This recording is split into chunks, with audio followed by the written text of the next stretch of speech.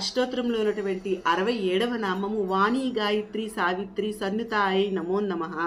మనం క్రితం 33వ నామములో సచామర రమావాణి వీజితాయ నమో నమః అని లక్ష్మీదేవి సరస్వతీదేవి అమ్మవారిని సేవించుకుంటున్నారు అని చెప్పుకున్నాం. ఈ నామములో వాణి గాయత్రి సావిత్రి సన్నుత అనగా వారి చేత కీర్తింపబడుతున్నటువంటి తల్లి అని చెప్పుకుంటున్నాం. ఇక్కడ చెప్పబడుతున్నటువంటి 3 స్వరూపాలు వాణి, గాయత్రి, సావిత్రి, ఈ 3 స్వరూపాలు కూడా అమ్మవారి నుండే వెలువడ్డాయి. కాబట్టి అమ్మవారి నుంచి వెలువడినటువంటి స్వరూపాలు అమ్మవారిని కీర్తిస్తున్నాయని చెప్పుకుంటున్నాం.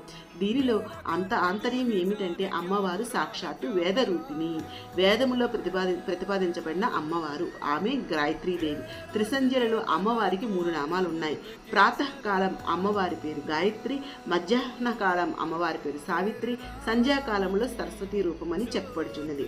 ఇలా ఈ 3 త్రిసంధ్యలు ప్రాతఃసంధ్య, మధ్యాహ్న కాలము, సాయంకాలంలో 3 రూపాలతో సేవించబడుతున్నటువంటి తల్లి అని ఈ నామానికి అర్థమండి.